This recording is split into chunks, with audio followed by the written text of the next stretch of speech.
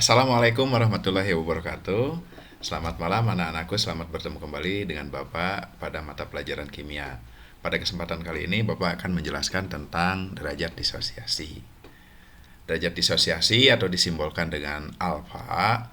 Disosiasi adalah penguraian suatu zat menjadi beberapa zat lain yang lebih sederhana. Sementara itu derajat disosiasi sendiri ini merupakan perbandingan antara jumlah mol zat yang terurai dengan jumlah mol mula-mula atau awalnya. Jadi secara matematis alfa ini sama dengan mol mula-mula atau ini awal dibagi mol terurai. Atau alfa itu sama dengan U dibagi A. Sehingga kalau kita cari berapa yang terurai, U itu sama dengan ini kali silang. Jadi U sama dengan A kali alfa. Terangan A ini adalah awalnya, U ini adalah jumlah zat yang terurai. Harga alfa ini berkisar antara 0 sampai dengan 1. Alfa sama dengan 0 berarti tidak terjadi penguraian. Sementara kalau alfanya sama dengan 1 berarti terjadi penguraian secara sempurna. Nah, tetapi kalau alfanya antara 0 dan 1 itu berarti reaksi tersebut adalah reaksi kesetimbangan, ya. Jadi terurai sebagian.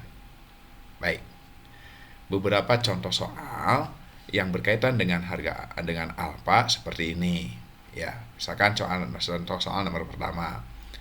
Dalam reaksi disosiasi N2O4 berdasarkan persamaan reaksi berikut, yaitu N2O4 menjadi 2NO2, banyaknya mol N2O4 dan NO2 pada keadaan setimbang adalah sama.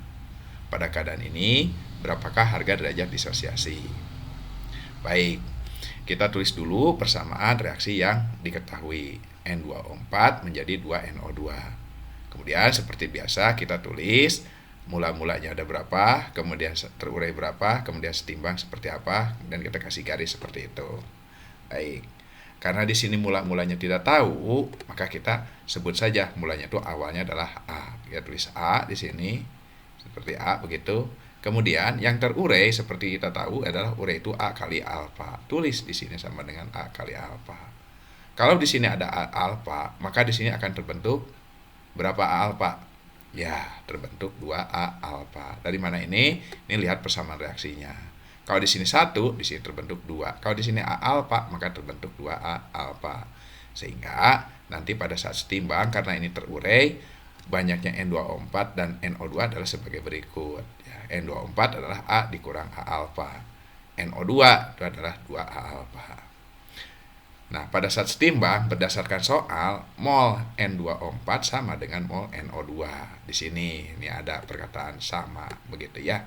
Oleh karena itu, kita masukkan pada satu setimbang itu mol N2O4 ada A dikurang A alfa, mol NO2 ada 2A alfa. Masukkan situ. A kurang A alfa sama dengan 2A alfa. Kemudian A alfa ini kita pindah ruas ke sebelah kanan. Sehingga menjadi A sama dengan A alfa ditambah 2A alfa. A alfa tambah 2A alfa jadi 3A alfa. Ini A-nya kita bisa coret, di sini coret, tentu saja ini jadi 1, begitu ya. Nah, jadi dengan demikian alfanya sama dengan 1/3. Ini di alfanya adalah 1/3, 1/3. Bisa dipahami ya? Baik. Supaya lebih jelas lagi, Bapak berikan contoh nomor 2, yaitu contoh antara ini hubungan antara alfa dengan Kc. Bagaimana menghitung Kc berdasarkan alfa. Soalnya seperti ini. Pada reaksi kesetimbangan PCl5 menjadi PCl3 dan Cl2, bila dalam ruang 2 liter terdapat 8 mol gas PCl5 terdisosiasi 75%, tentukanlah besarnya harga tetapan kesetimbangan konsentrasi atau harga Kc. Baik, kita tulis dulu yang diketahui dari soal ini. Yang pertama adalah mol awal PCl5, yaitu 8 mol. Kemudian volume ruangnya di sini adalah 2 liter. Setelah itu alfanya sebanyak 75%. Yang ditanyakan adalah berapa Kc-nya. Baik, kita cari dulu berapa PCl5 yang terurai. Mol PCl5 yang terurai itu sama dengan U, yaitu A kali alfa. A-nya itu dapat 8. Alfanya itu 75%, sehingga U itu sama dengan 8 kali 75%, dapatlah 6 mol ya. Baik, setelah itu kalian tulis lagi persamaan reaksi yang diberikan, yaitu PCl5 menjadi PCl3 menjadi Cl2. Tulis lagi di sini mula-mula, kemudian terurai, kemudian setimbang, ya. Berdasarkan soal tadi mula-mula ada 8 mol.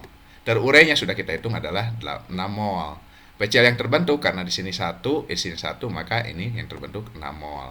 Cl juga yang terbentuk adalah 6 mol juga. Sehingga pada saat setimbang ini diperoleh 8 kurang 6 dapat 2, ini terbentuk 6, ini terbentuk 6. Nah, kita cari konsentrasi masing-masing zat dalam saat setimbang. PCl5 konsentrasinya 2 mol dibagi volumenya. Volumenya 2 liter. 2 bagi 2 dapat 1 mol. PCl3 itu sama dengan molnya itu ada 6 dibagi volumenya 2 liter. Dapat 3 mol. Polar. Cl2-nya itu 6 mol dibagi 2 volumenya 2 dapat 3 mol. Baik. Setelah itu kita masukkan ke dalam persamaan Kc. Kc untuk reaksi ini adalah konsentrasi PCl3 dikali konsentrasi Cl2 dibagi konsentrasi PCl5. Kita masukkan angka-angkanya. PCl3 pada saat setimbang ada 3. Cl2 ada setimbang juga dapat 3, ya. Jadi ini kita masukkan dan PCl5 ini pada saat setimbang ada 1. 3 kali 3 dapat 9 dibagi 1 dapatlah ke 9. Ini harga Kc-nya. Bisa dipahami ya? Baik. Demikian anak-anakku mungkin yang bisa Bapak sampaikan pada pertemuan kali ini. Silakan Anda mencoba latihannya 4.4. Bila ada pertanyaan, kalian boleh tulis di kolom komentar atau di WA Group. Demikian yang bisa saya sampaikan. Mohon maaf atas kekurangannya. Assalamualaikum warahmatullahi wabarakatuh.